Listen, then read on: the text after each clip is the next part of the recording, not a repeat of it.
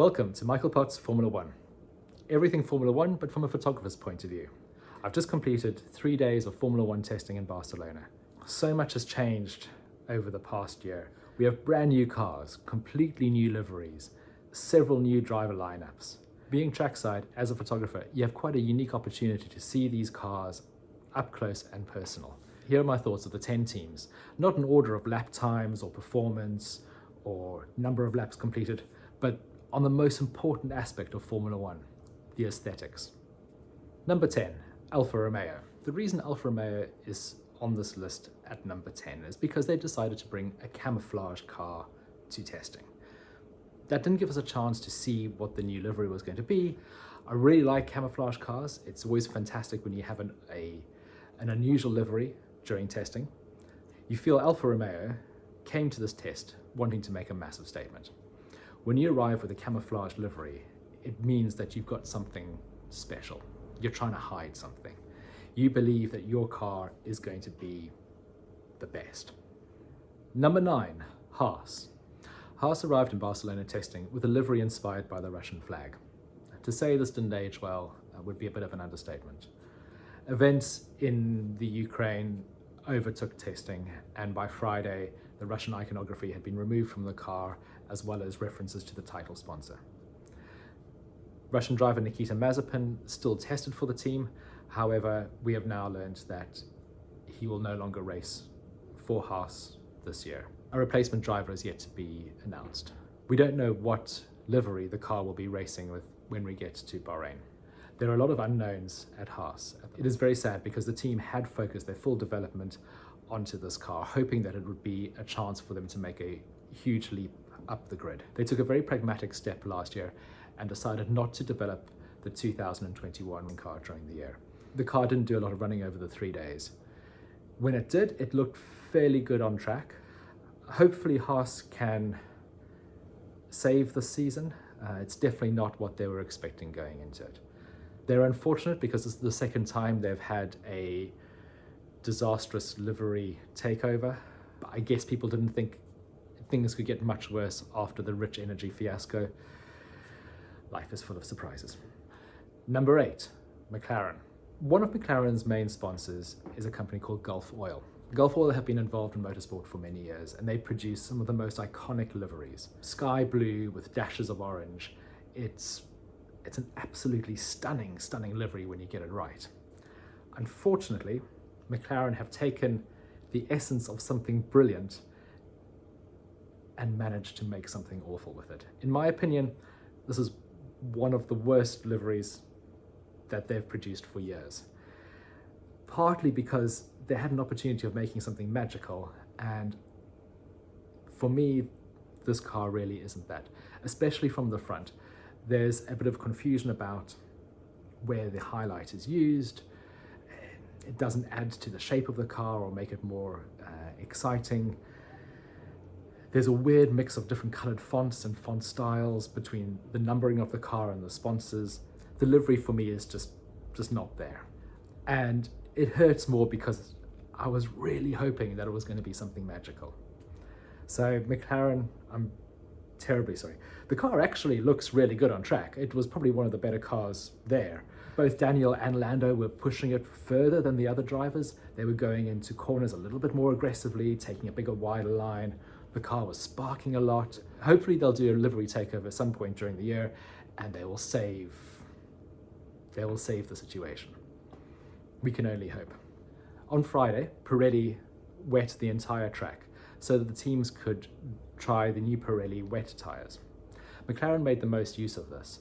And in this photograph, you can see vortexes coming off the front wheel.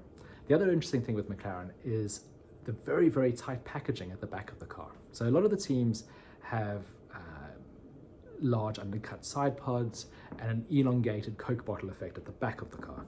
McLaren have gone for as tight a packaging as possible. In this shot, you can see how the back tapers away to the exhaust section.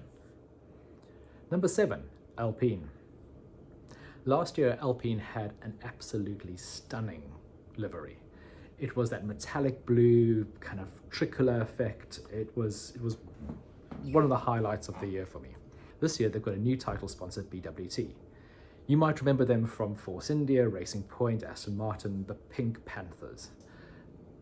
They're stunning cars in their own right.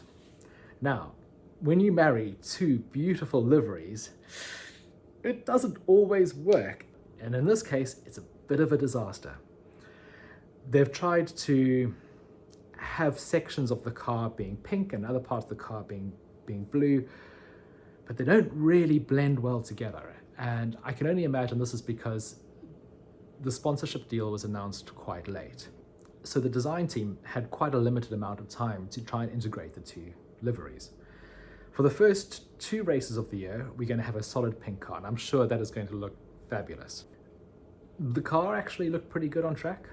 They've changed their engine. The car sounds great. Actually, all of the cars sounded great. That was one thing that did stand out, was they were a lot louder than in previous years. There are also some new sounds. So as the cars come down the main straight and turn into turn 1 under braking, there's a sort of growling, crunchy, angry sound that is coming out of the cars, which kind of reminds me a little bit of the old V8s. Number 6, Red Bull. Red Bull has done what Red Bull always does. It's pretty much the same livery they've run for many years now, but it's not quite as good as previous liveries. There's something just not quite magical enough about this one. Think back to the RB7, so 2011. Had that really elevated nose and it looked like a fighter jet. So it was a fabulous livery. There's something a little bit Formula 2 about this. I can't quite put my finger on it. From the front, the car looks a little bit underdeveloped. The striking part of the car, however, is the side pods. Red Bull have gone for an exaggerated cutaway. This is to channel air around the car and increase downforce. The car looked very, very good on track, and it was beautiful to see the number 1 return. On Friday in the morning, when Max was driving it, he seemed to be pushing the car quite a lot, throwing it more into the corners than on previous days, and being a little bit more aggressive. One thing that was quite interesting was all of the drivers seem to have changed the lines that they take into the corner. Number 5, AlphaTauri. AlphaTauri have produced another variation of their livery that they've run for the last few years. It's really nice. It's a nice metallic black and white livery with their quite iconic logo down the side of the car. I think the best thing you can say about the AlphaTauri is it's inoffensive. It looks good, but it's not spectacular. There's a bit of a strange thing with the AlphaTauri. From the front, because of the matte paint, quite often the sun would reflect off it and it looked quite white. And I kept wondering if I was seeing a Haas or an AlphaTauri. And it's bizarre because the actual front of the nose is painted black. So anyway, something to watch out for during the race. They've also got a very dramatic undercut side pod. Again, trying to channel the air around the car, increasing the downforce. AlphaTauri are a potential dark horse this year. I'm expecting a lot more from Yuki Tsunoda after having a full season in Formula 1.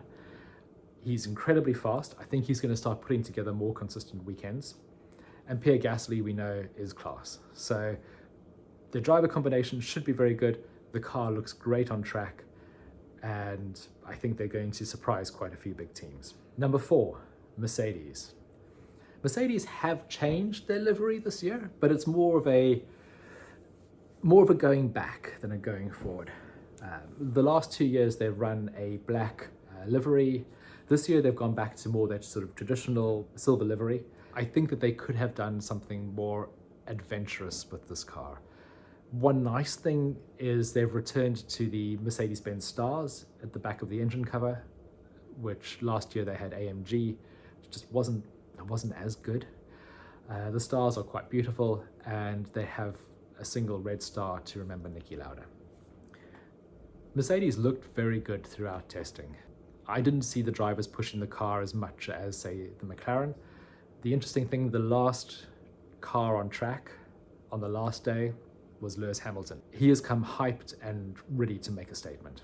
Number 3 is Aston Martin. Last year we saw the first Aston Martin livery, and personally I thought that this had a number of issues. I didn't think the pink worked at it, so that was the BWT sponsorship, and I think that the green that they used was a little bit too dull and too dark. This year they've gone for a lighter, more energized green, and they've returned to the more traditional lime as highlights. Both of these things have made the car stunning. It really pops. It looks absolutely beautiful. Number 2, Williams. This is a bit of a surprise, to be honest. I didn't think Williams would be so high up my list. It's there for a number of reasons. Firstly, they have a stunning livery. For the past few years, Williams have been remarkably disappointing. Since the end of the Martini sponsorship, we've had a few years of very, very iffy liveries. They've all been disappointing in a different way. We've also had a series of very, very disappointing cars. It looks like this year's car has solved both of those problems. The car looks stunning. It's quite different from everyone else's. Have a look at the side pods here. There's a weird kind of cutaway. It looks almost like the hubcaps of one of those 1930s American gangster cars. Personally, I really love what they've done with the blue livery. The geometric pattern and the highlights as they run over the car are fantastic. It looks really good on track. Alex Albon has joined the team this year. He seems to have fitted in very well. Number 1, by now you must have guessed it, Ferrari. This year's Ferrari is stunning. For a team that produces red cars, you'd not expect them to be able to do something special. But this car is stunning. This one somehow managed to do everything. It's a nod to the past. It's a look ahead to the future. Think back to the 1990s, Alain Prost and Nigel Mansell. That's the era that this car feels like it's come from. In sunlight, it really sparkles, it really pops. My prediction for 2022 driver champion is Charles Leclerc. Ferrari, I feel, have had the best preparation coming into this year. They weren't involved in the title fight with Mercedes and Red Bull. They had extra win time allocation compared to the other top teams. All of that coming together with 2 fantastic drivers that work exceptionally well together, a team that feels harmonious. I'm really expecting a lot of good things coming out of Ferrari this year. Next up for me is Bahrain for 3 more days of testing. There's a lot of open questions here. Have the teams resolved their porpoising issues? Who's going to be the next driver in Haas? What is the Haas and the Alfa Romeo going to look like on track? Are any of the teams going to show their hands? Are we going to see some really significant lap times? What are the cars going to be like going into the corners? Please join me for the next part of the adventure.